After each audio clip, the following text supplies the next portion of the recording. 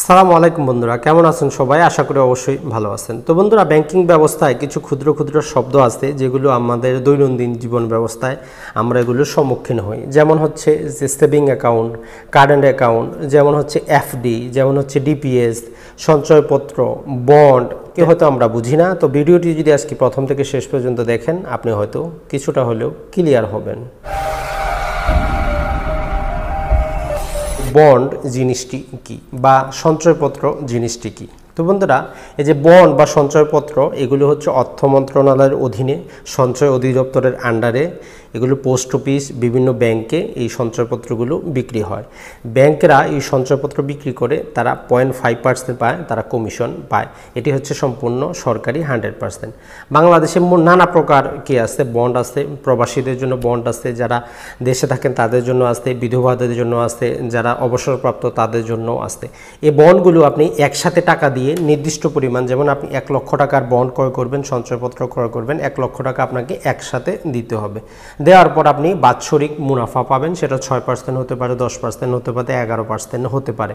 তো এটি হচ্ছে সঞ্চয়পত্র বা বন্ড। এফডি বা এফডিআর, এফডি মানে হচ্ছে ফিক্সড ডিপোজিট, আর এফডিআর মানে হচ্ছে ফিক্সড ডিপোজিট রিসিপ্ট, দুটো একই শব্দ বোঝায়।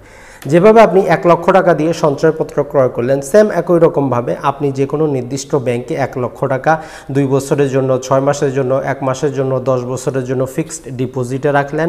বাৎসরিক 6%, 7% বা 8% মুনাফা তারা আপনাকে দিবে। বন্ধুরা, এটি হচ্ছে এফডিআর বা ফিক্সড ডিপোজিট রিসিপ্ট। তবে মনে রাখবেন, এখান থেকে আপনি যে লাভ্যাংশ পাবেন তার উপর সরকার সেটি হচ্ছে ভ্যাট নিবে, এবং যে সঞ্চয়পত্র আছে সেখান থেকে সরকার 10% কর্তন করবে। ডিপিএস, এই ডিপিএস জিনিসটি কি?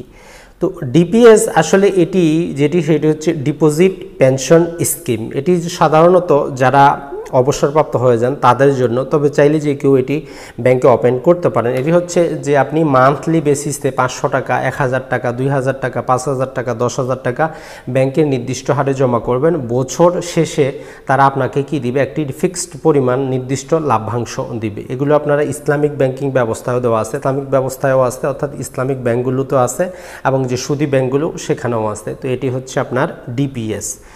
যে ডিপিএস, এটাও 6%, 7%, 8% লাভ্যাংশ হিসাবে হয়। সেভিং অ্যাকাউন্ট, যেখানে আপনি টাকা জমা রাখবেন, আপনার যখন প্রয়োজন খুশি আপনি মাঝে মধ্যে মাসে 2-3 বার উত্তোলন করবেন।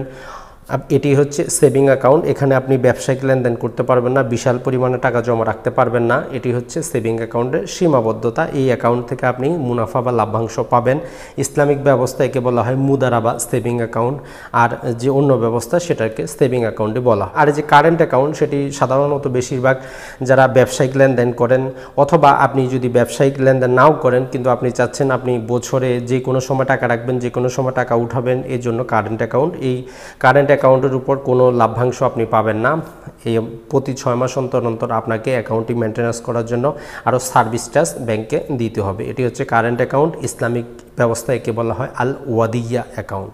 তো এছাড়া যারা প্রবাসী আছেন, তার প্রবাসীদের জন্য ওয়েজ আর্নার ডেভেলপমেন্ট বন্ড আছে, অর্থাৎ আপনি টাকাগুলো একসাথে দিয়ে এই সমস্ত বন্ড ক্রয় করতে পারবেন।